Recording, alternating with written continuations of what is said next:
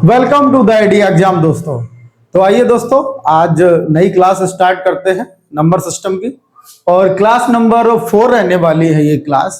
और पिछली क्लास में हम लोगों ने संख्याओं का वर्गीकरण सीखा था, तो उसी क्रम को आगे बढ़ाते हुए आज जो एक संख्या रह गई थी आज हम उसे पढ़ते हैं। जैसे सहभाज्य संख्या, इसे पढ़ने के बाद और जो हम लोगों ने भाज्य और अभाज्य पढ़ा हुआ उनसे रिलेटेड कुछ क्वेश्चंस करते हैं। ठीक है, तो आइए देखते हैं। सबसे पहले हम लोग पढ़ते हैं सह अभाज्य संख्या, मतलब को प्राइम नंबर हमें पढ़ना था। क्या पढ़ना था? को प्राइम नंबर, सह अभाज्य।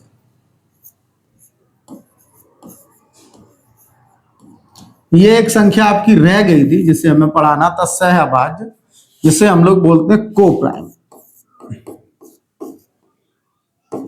क्या बोला जाता है इसे? को प्राइम। बताइएगा को प्राइम क्या होता है? सभी को पता होगा इस समय। को प्राइम का मतलब होता है एचसीएफ कितना है? 1 है, तो ऐसी संख्या क्या होती है? को प्राइम होती है। जैसे मैंने आपको क्या बताया, जिनका मासा 1 हो, जिनका मासा 1 हो, ऐसी संख्याएं जिनका मासा 1 होता है वो संख्या क्या होती है? ऐसी संख्याएं जिनका मासा 1 होता है वो संख्या कौन सी होती है? सहअभाज्य संख्याएं होती हैं। को प्राइम, मासा को ही हम लोग क्या बोलते हैं? एचसीएफ। क्या कहते हैं? ऐसी संख्याएं जिनका एचसीएफ 1 हो तो वो संख्या क्या होती हैं? को प्राइम होती हैं। जैसे एग्जाम्पल में देखा जाए, मैं एग्जाम्पल आपको लिख रहा हूं, जैसे 3 × 4, इनका एचसीएफ कितना आएगा? एचसीएफ अगर देखा जाए तो इनका एचसीएफ 1 ही होगा। कितना होगा? 1। या 9 × 11, देखो कुछ भी कॉमन नहीं है। एचसीएफ अगर 1 है तो ऐसी संख्या कैसी होती है? सहअभाज्य होती है। और आगे जैसे 4 × 9, क्लियर है? ये सारी संख्या कैसी है? सहअभाज्य। 2 × 7, ये सारी कैसी हैं? सहअभाज्य। बस आपको क्या रखना है कि सहअभाज्य में भाज्य संख्याएं भी होती हैं और अभाज्य भी होती हैं, दोनों हो सकती हैं, बस मासा 1 होना चाहिए। ऐसा नहीं कि सर सहअभाज्य है तो हम अभाज्य खोजेंगे, अभाज्य से मतलब नहीं होता इसमें। सहअभाज्य का मतलब होता है मासा कितना होना चाहिए? 1। क्लियर है? तो ये सहअभाज्य संख्या होती है। आइए, तो अब हम जो पिछली क्लास में हम लोगों ने सीखा है संख्याओं का वर्गीकरण, क्लासिफिकेशन ऑफ नंबर्स जो सीख रहे थे, उनसे रिलेटेड कुछ क्वेश्चंस हैं, उनको करते हैं। तो पहला क्वेश्चन है आपके पास, क्या लिखा है? x का मान ज्ञात कीजिए। बहुत ही इंपॉर्टेंट क्वेश्चन है। x का मान ज्ञात कीजिए यदि x, x+1 और x+3 सभी अभाज्य संख्याएं हैं। अगर ये तीनों अभाज्य संख्याएं हैं तो आपको किसका मान बताना है? x का। आइए देखते हैं। सवाल में हमसे ये कहा जा रहा है x का मान ज्ञात कीजिए, और किस कंडीशन में ज्ञात करना है? जब ये कैसी हो? अभाज्य, मतलब x+1 और x+3। अब आप बताइए, अगर ये अभाज्य हैं, अगर ये क्या है? अभाज्य है, तो हमें x का मान बताना है। आप एक बात बताइए, अगर ये x है और ये x+1 है तो 1 ही तो ज्यादा है। अब आपने जब अभाज्य संख्याएं सीखी हैं तो आपको पता होगा कि केवल एक ही ऐसी संख्या है, 2 ही ऐसी संख्याएं हैं जिनमें 1 का गैप आता है। अगर अभाज्य संख्याएं आप स्टार्ट करें, जो प्राइम नंबर्स कहां से कहां तक होते हैं? 2, 3, 5, 7, 11, 13, 17, 19 ऐसे ही मिलेंगे आपको प्राइम नंबर। आप देखिए ये 2 और 3 को देखिए, केवल किसको देखिए? 2 और 3 को। यही केवल ऐसे 2 प्राइम नंबर है जिनमें कितने का गैप है? 1 का। और भी कोई भी ऐसा प्राइम नंबर या अभाज्य संख्या नहीं है जिसमें कितने का गैप हो? 1 का गैप हो। केवल यही 2 नंबर हैं, 2 और 3। अब बताइए यहां भी कितने का ही गैप है? 1 का ही गैप है। तो ये कंफर्म है कि x का मान 100% 2 होगा, और ये कितना होगा? 3, और ये कितना हो जाएगा? 5। बताइए कंफर्म है x का मान कितना होगा? 2। आपसे x का मान पूछा गया है तो आपका आंसर कितना हो जाएगा? ये बी ऑप्शन हो जाएगा आंसर आपका 2। क्लियर है? कौन सा आंसर हो जाएगा? B number. कोई डाउट इसमें आपको? आगे बढ़ते हैं, अगले सवाल पर चलते हैं। अगला सवाल क्या कहता है? जैसे कहा गया है x, y और z अलग अलग अभाज्य संख्याएं हैं, जहां x less than by less than Z है, मतलब x बाई से छोटा और बाई जेड से छोटा, मतलब जेड सबसे बड़ा है। यदि x plus by plus Z 70 है तो x का मान कितना होगा? आइए देखते हैं जरा। हमसे ये कहा गया है x का मान, z का मान पता करना है, और ये x बाई जेड जो है कैसे नंबर है? अभाज्य है, और इन तीनों का योग कितना दिया गया है? 70। और हमें अब ऐसे इसे ब्रेक करना है, ब्रेक करें। और हमसे बताया गया कि x से बड़ा y है और y से बड़ा z है, मतलब z सबसे बड़ा है। z क्या है? सबसे बड़ा है। तो मैं आपको बताऊं, जैसे अगर ये सवाल हम लगाएंगे, आप देखते हैं अगर ये अभाज्य संख्याएं हैं तो अभाज्य संख्याएं आपने देखी होंगी 2 से स्टार्ट होती हैं, 2, 3, 5, 7, 11 ऐसी चलती हैं। अभाज्य संख्याओं मैंने आपको बताया था कि ये 2 एक ऐसी संख्या है जो केवल सम है, इसके अलावा जितनी भी संख्याएं हैं सारी कैसी होती हैं? विषम। फिर आप बताइए, अगर फिर हमने एक नियम आपको सिखाया था सम और विषम, जब मैं आपको पढ़ा रहा था तो मैंने आपको यह बताया था अगर 3 संख्याएं जोड़ी जाएं तो इनका रिजल्ट सम और विषम किस कंडीशन में होता है, मैंने आपको बताया है। आइए देखते हैं उसे। क्या बताया था मैंने? जब 3 संख्याएं ऐड की जाए तो मैंने बताया था अगर पहली संख्या सम हो, दूसरी भी सम हो और तीसरी भी कैसी हो? सम हो, तो रिजल्ट सम आता है। याद है सभी को? तो रिजल्ट कैसा आता है? सम आता है। क्लियर है? अगर पहली संख्या सम हो और दूसरी और तीसरी संख्याएं विषम हो, दूसरी और तीसरी कैसी हो? विषम हो, तो रिजल्ट सम आता है। यही आता है कि नहीं आता है? अगर तीनों संख्याएं विषम कह दूं मैं, तीनों संख्याएं कैसी हो जाएं? विषम, तो रिजल्ट विषम आता है। अगर 2 विषम हो जाएं, एक सम हो जाए, 2 विषम एक सम, मतलब 2 सम हो जाएं, एक विषम हो जाए,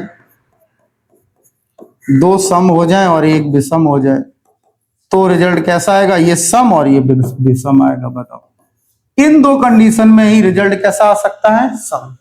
और आप देख रहे हो ये 70 कैसा नंबर है? एक सम नंबर है, मतलब इवन नंबर है। तो ये इसमें अगर ये सम है तो या तो तीनों संख्याएं कैसी होनी चाहिए? सम। अब तीनों सम हो नहीं सकती क्योंकि 2 ही एकमात्र ऐसी संख्या है जो कैसी होती है? सम। इसका मतलब ये कंफर्म है, ये वाला पार्ट हमें लगाना पड़ेगा। एक सम संख्या होगी और 2 विषम संख्याएं होगी। अब बताइए, सम संख्या एक ही है तो उसी को हम मान लेते हैं 2 सबसे छोटा। अब अगर ये बताओ, अगर ये 2 है, ये पूरा 70 है, तो ये कंफर्म है ये 68 हो। बताइए, ये 68 होगा? अब अगर ये 68 होगा तो कितना मान पॉसिबल है?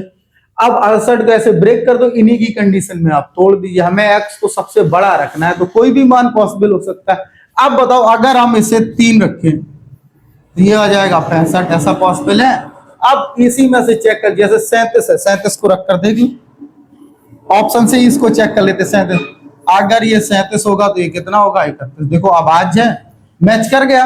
आप कहोगे सर 43 रखते, देखो अगर मैं इसे 43 रख देता तो ये फिर 5 2 25 बनता, और 25 अभाज्य होता नहीं, इसलिए ये वाला कंडीशन बनेगा नहीं।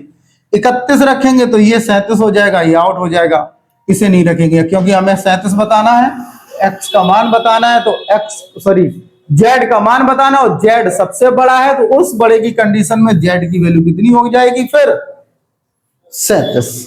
कंफर्म है? इससे बड़ी वैल्यू हम z की नहीं दे सकते, तो कितनी वैल्यू हो जाएगी? z।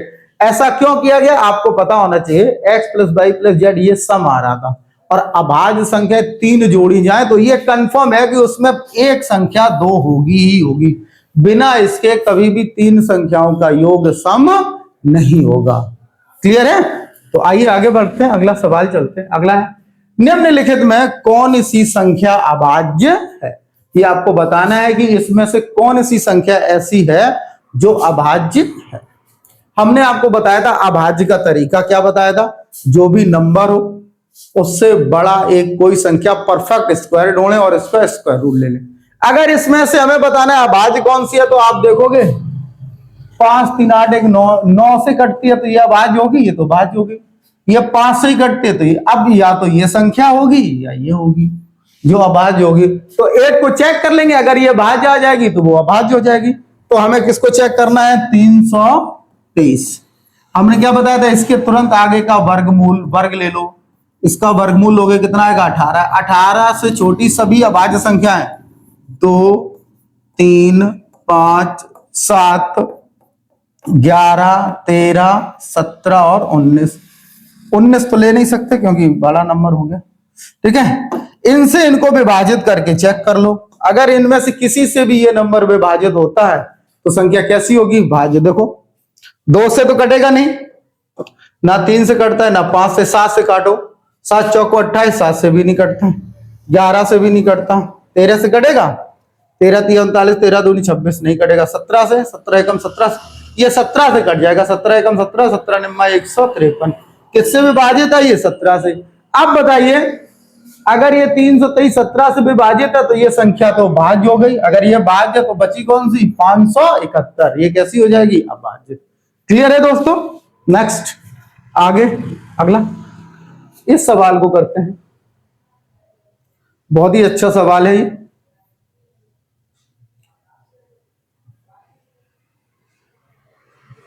पढ़िए जरा, कुछ स्टेटमेंट लगे हैं, हमें आंसर देना होगा।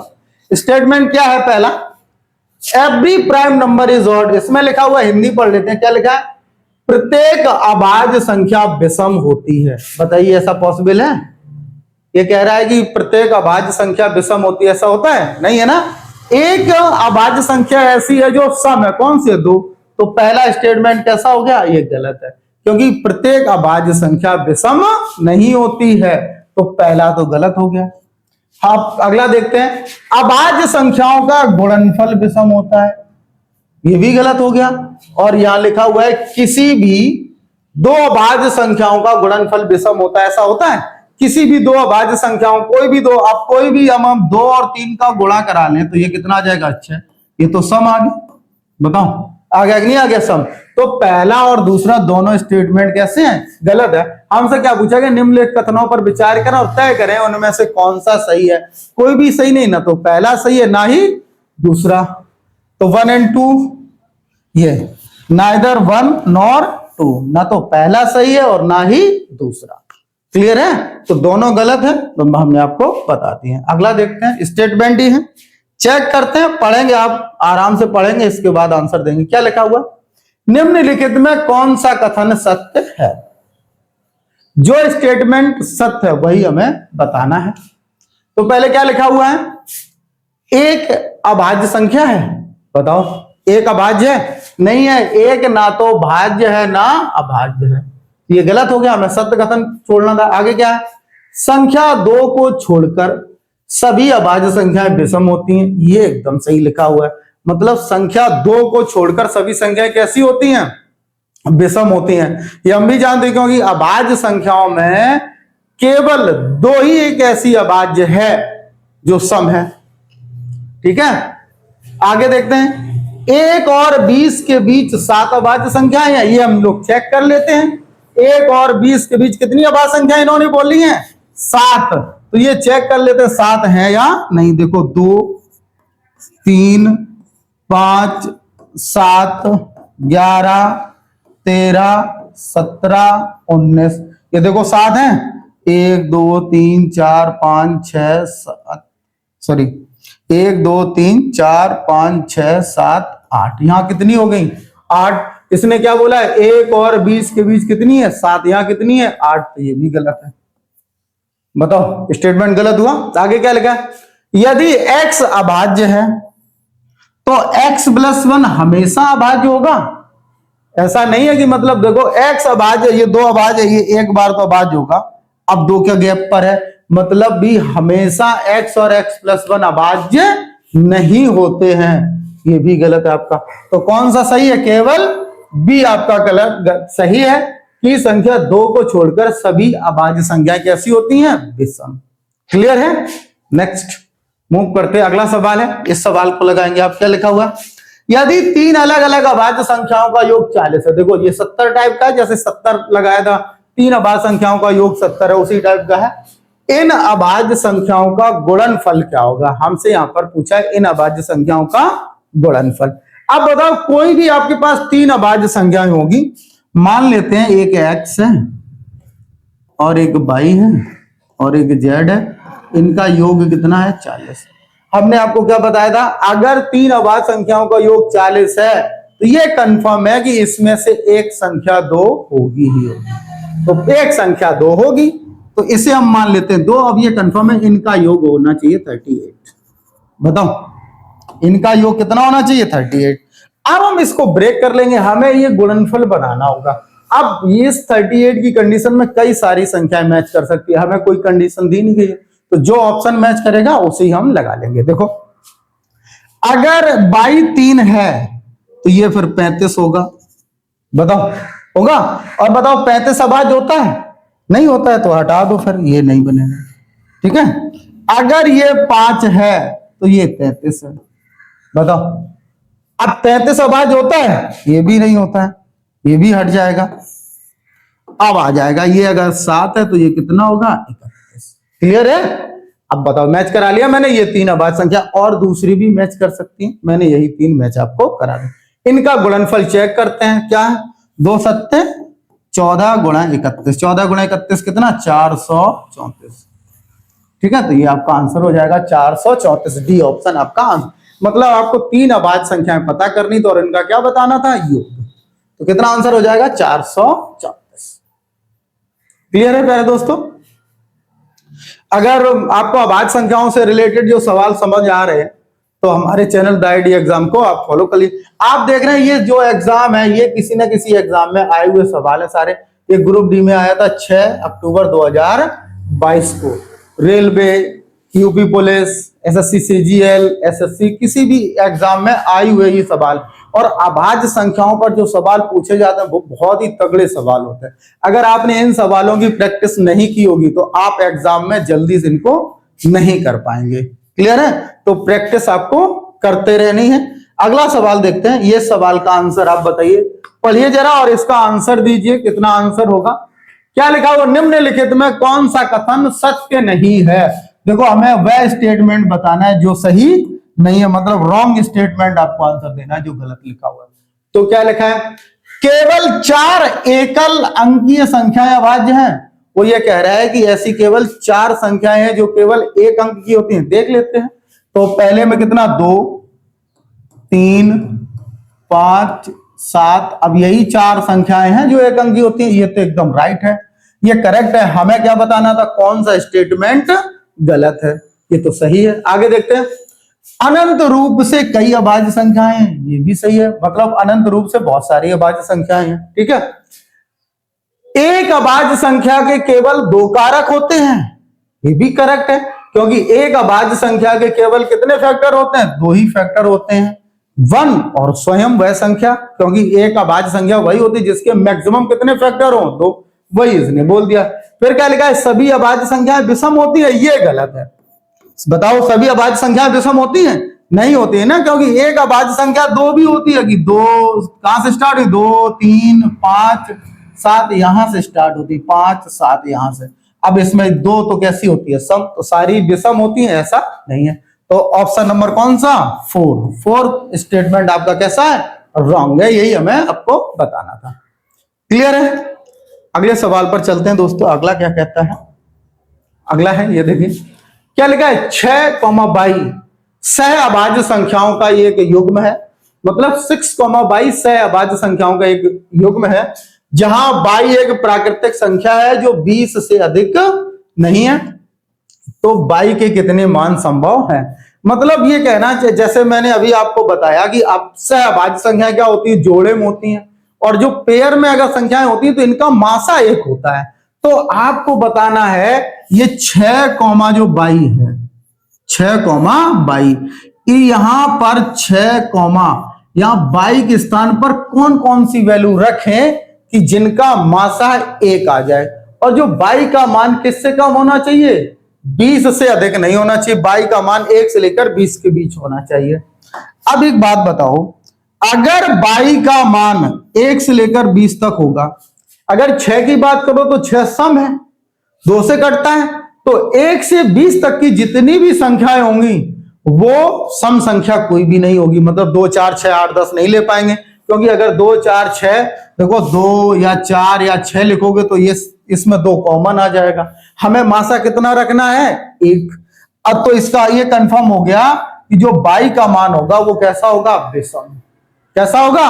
विषम। अब बाई का मान अगर विषम होगा तो 1 से लेकर 19 तक 20 तक जो विषम संख्याएं होती हैं 1 3 5 7 9 11 13 17 19 15 17 19 ही होंगी। लेकिन 3 भी है इसमें, क्योंकि 6 2 तिया 6 होता है तो 3 के मल्टीपल भी हटाने हैं। तो बाई के मान देखो विषम ही रखने। 1 पहला कितना होगा? 1। 3 होगा? नहीं होगा। 5 7 9 नहीं होगा। 11 13 क्लियर है? 13 15 नहीं होगा। 15 2 17 होगा। 17 2 19। बताओ, इनके अलावा बाई का और कोई भी मान नहीं हो सकता। मतलब बाई के स्थान पर ये आप सारे मान पुट कर सकते हैं। तो ये 6 कॉमा बाई कैसा बना रहेगा? सहअभाज्य। तो कितने मान हो गए? 1 2 3 4 5 6 7 7 वैल्यू पॉसिबल है। तो ऑप्शन नंबर बी आपका इसमें करेक्ट हो जाएगा। क्लियर है दोस्तों? ऑप्शन नंबर कौन सा हो जाएगा? बी आपका करेक्ट हो जाएगा। क्लियर है? आगे बढ़ते, अगला सवाल यह है 50 से कम अभाज्य संख्याओं की कुल संख्या ज्ञात कीजिए। मैंने आपको जब अभाज्य संख्याएं लिखाई हैं, पढ़ा है, तो आपको बताया 50 से कम कितनी अभाज्य संख्याएं होती हैं? 15। कितनी होती हैं? 15। तो 50 से कम जो अभाज्य संख्याएं होती हैं वो कितनी होती हैं? 15। चाहो तो आप लिख कर देख लो क्या कौन कौन सी संख्याएं हैं? 2 3 5 7 11 13 17 19 23 29 31 37 41 43 और 47। ये संख्याएं होती हैं जो 50 से कम अभाज्य। काउंट कर लो कितनी है? 15 ही होंगी। 1 2 3 4 5 6 7 8 9 10 11 12 13 14 15। मतलब 50 तक कितनी अभाज्य संख्याएं होती हैं? 15। तो आपका आंसर कितना होगा? 15। इनमें से कौन सा युग्म सहअभाज्य है? क्या बताना है? कौन सा युग्म सहअभाज्य? बताओ, सहअभाज्य कौन सी संख्याएं होती हैं? जिनका HCF कितना हो? 1, तो वो सहअभाज्य है। HCF फाइंड करो। 11 और 22 में HCF 11 आ जाएगा। 24 और 42, 6 चौको 24, यहां कितना आ जाएगा? 6 आ जाएगा। 15 36 3 आ जाएगा। 3 तो कॉमन है ही इसमें नहीं है कुछ भी। यहां HCF कितना आएगा? 1। तो यही आंसर है 11 और 15। मतलब ऐसा पता करना था जिनका मासा कितना हो? 1। जिनका मासा 1 वो संख्या कैसी? सहअभाज्य। तो 11 और 15 का मासा 1, क्योंकि इसमें कुछ भी कॉमन नहीं है। ठीक है, अगला देखते हैं। अगला देखो क्या लिखा है? निम्नलिखित में कौन सा जोड़ा या युग्म अभाज्य संख्या नहीं है? मतलब ऐसा पेयर बताना जो इनमें दोनों संख्या अभाज्य ना हो। ये तो देखो दोनों अभाज्य हैं। ये देखो नहीं अभाज्य, क्योंकि ये नहीं है, क्योंकि 161 होता है 23 सत्ते 161। किसका मल्टीपल लिखा हुआ है? 23 का। ये भी दोनों पेयर हैं। तो हमें यही बताना था कौन सा जोड़ा अभाज्य संख्या नहीं है। तो ये आपका आंसर हो जाएगा। क्लियर है? अगला है, इसे देख लेते हैं। इस सवाल का आंसर क्या होगा? क्या लिखा हुआ? अभाज्य संख्या। अभाज्य संख्या के बारे में आपको बताना है। ठीक है, क्या है? यह एक धनात्मक पूर्णांक नहीं है। अब बताओ, अभाज्य संख्या धनात्मक पूर्णांक नहीं है। अभाज्य संख्याएं पॉजिटिव इंटीजर होती है। कैसी इंटीजर है? पॉजिटिव इंटीजर है। तो ये तो गलत ही है। ठीक है, इसका कोई भाजक नहीं है, ये भी गलत है। इसके कितने फैक्टर होते हैं? 2 फैक्टर होते हैं, 1 और स्वयं व नंबर। केवल खुद से और 1 से विभाजित होती है। ये एकदम सही लिखा हुआ अभाज्य संख्या के बारे में। मतलब जो अभाज्य संख्या है वो केवल खुद से और 1 से विभाजित होती है। आगे 2 से अधिक भाजक होते हैं, गलत है, क्योंकि इसके मैक्सिमम 2 ही भाजक होते हैं। अभाज्य संख्या के अधिकतम कितने भाजक होते हैं? 2 भाजक होते हैं। तो ऑप्शन नंबर आपका सी, ये सी नंबर होगा आपका। सी किसमें लिखा हुआ? इसमें लिखा हो। तो ये आपका आंसर हो जाएगा कौन सा? सी। क्लियर है दोस्तों? अगला, तो दोस्तों ये सवाल थे आज की क्लास के, जिसमें मैंने आपको अभाज्य संख्याओं और संख्याओं के वर्गीकरण से रिलेटेड कुछ क्वेश्चंस आपको कराए। अगर आपको हमारी क्लास पसंद आती है तो हमारे चैनल द आईडी एग्जाम को आप फॉलो कर लीजिए और क्लास को भी शेयर, लाइक और सब्सक्राइब करना बिल्कुल भी ना भूलें। और अपने दोस्तों के साथ जरूर शेयर कर दीजिए जिसका गणित कमजोर है।